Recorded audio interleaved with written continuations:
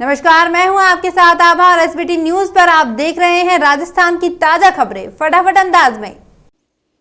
राजस्थान के 20 जिलों के 91 नगर निकायों में होने वाले चुनाव में वे युवा मतदाता अपना नाम मतदाता सूची में जुड़वा सकते हैं जिनकी उम्र आगामी 1 जनवरी 2021 को 18 वर्ष पूरी हो जाएगी।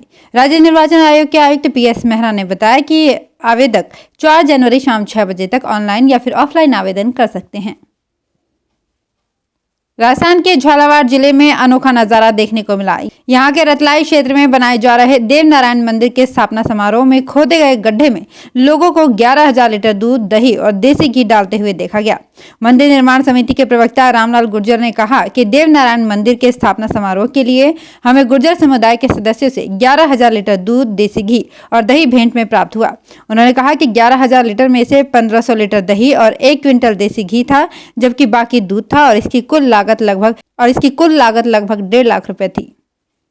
राजस्थान खाद्य पदार्थ व्यापार संघ की कोर कमेटी की हाल ही में बैठक संपन्न हुई। बैठक में निर्णय लिया गया कि केंद्रीय कृषि मंत्री और प्रधानमंत्री को पत्र लिखकर पुनः निवेदन किया जाए कि मंडियों की स्थिति बहुत गंभीर होती जा रही है। सरकार को जल्द ही मंडियों की समस्याओं का निराकरण करना होगा।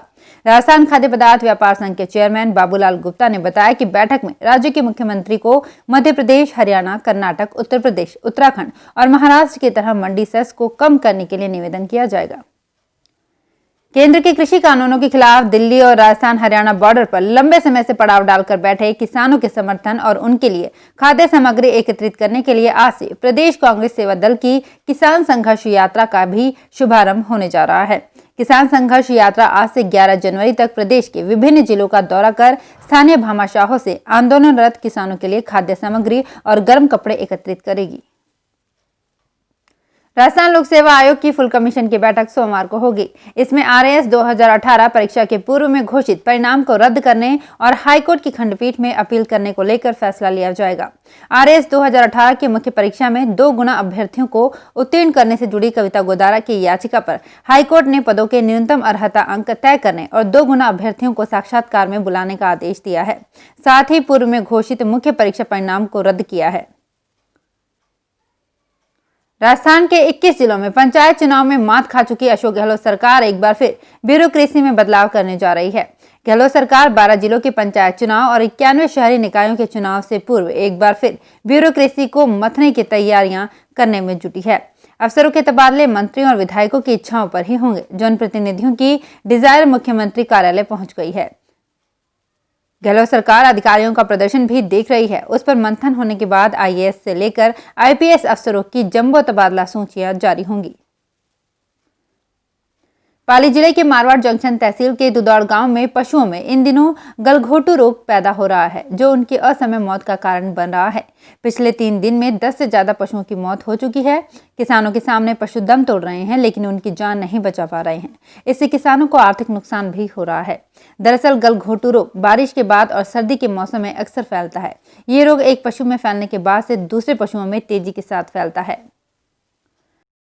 राजस्थान के शेखावटी इलाके में सोमवार को अचानक प्रचंड ठंड लौट आई। सीकर के फतेहपुर कृषि अनुसंधान केंद्र में एक रात में तापमान सीधे 9 डिग्री धड़ाम से गिरकर -2.6 डिग्री सेल्सियस पर पहुंच गया। इससे अंचल का जर्रा जमा हुआ नजर आया। रविवार शाम से शुरू हुई सर्द हवाओं ने भी जमकर ठिठुराया। आलम ये रहा कि सुबह फसलों और वाहनों के शीशे व सीट पर जहां ओस की बूंदें बर्फ में तब्दील हो गई, वहीं बर्तनों में रखा पानी जम गया। सर्दी का असर जनजीवन पर भी देखा गया। लोग सर्दी से बचने के लिए देर सुबह तक रजाई में दुबके रहे।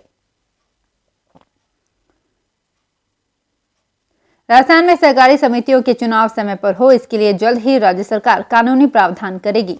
इन समितियों के चुनाव समय पर नहीं होना सरकार को बार बार कटघरे में खड़ा करता है। लिहाजा अब सरकार इस तरह का प्रावधान करने पर विचार कर रही है कि हर 5 साल में समितियों के चुनाव सुनिश्चित हो सके।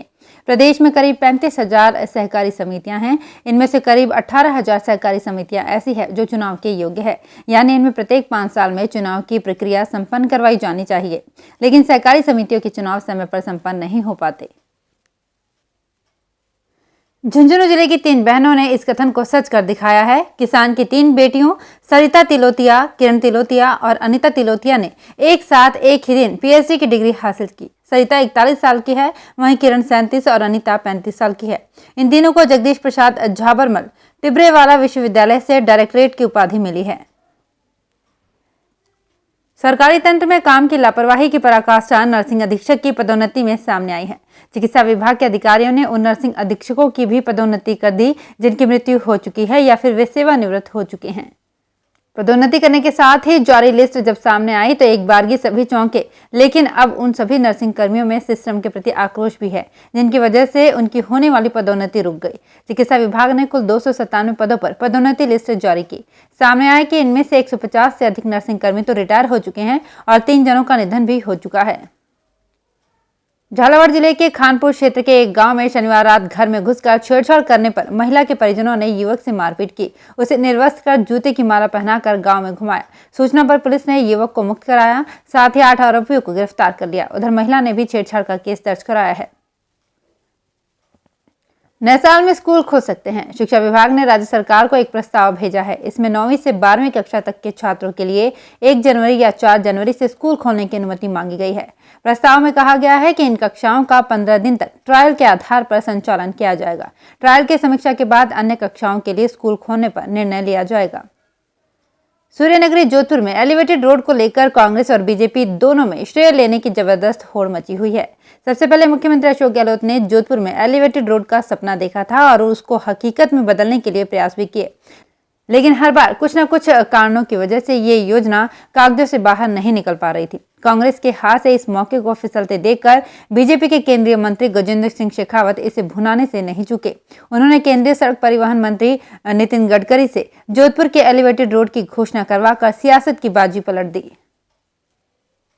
तो अपने आसपास की और भी नई ताजा खबरों से अपडेट रहने के लिए सब्सक्राइब कीजिए एसबीटी न्यूज और बने रहिए हमारे साथ। धन्यवाद।